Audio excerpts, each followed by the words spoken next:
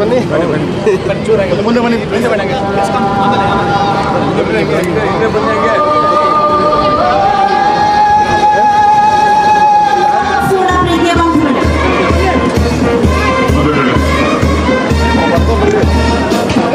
ಮುಖೇನ ಕಾರ್ಯಕ್ರಮವನ್ನು ನಾವು ಶುಭಾರಂಭ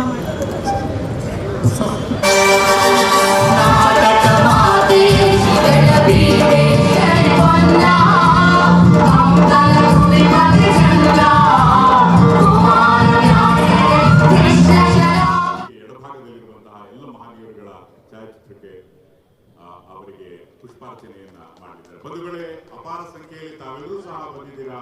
ಆದರೆ ಅಲ್ಲಿರ್ತಕ್ಕಂಥ ಯಾರು, ಅದರಲ್ಲೂ ವಿಶೇಷವಾಗಿ ಉಪಮುಖ್ಯಮಂತ್ರಿಗಳು ಹೇಳಿದ್ರು, ಯುವ ಶಕ್ತಿಯ ಚಪ್ಪಾಳೆ ಜೋರಾಗಿ ಬರಬೇಕು.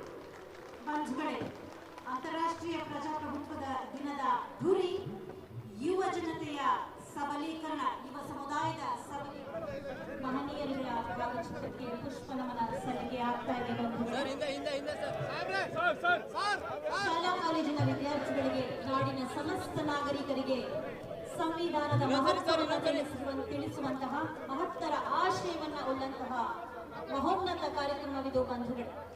ಕರ್ನಾಟಕ ಸರ್ಕಾರದ ವತಿಯಿಂದ ಈ ಅಂತಾರಾಷ್ಟ್ರೀಯ ಪ್ರಜಾಪ್ರಭುತ್ವ ದಿನಾಚರಣೆಯನ್ನ ಅತ್ಯಂತ ಶಿಸ್ತಿನಿಂದ ಸರ್ವ ಜನರ ಏಕಧ್ವನಿ ಸಂವಿಧಾನ ಪೀಠಿಕೆಯನ್ನ ಹಸ್ತಾಂತರ ಮಾಡ್ತಾ ಇದ್ದಾರೆ. ಚಪ್ಪಾಳೆಗಳ ಮುಖೇನ ಜೊತೆಯಾಗೋಣ ಪ್ರೀತಿಯ ಬಂಧುಗಳು.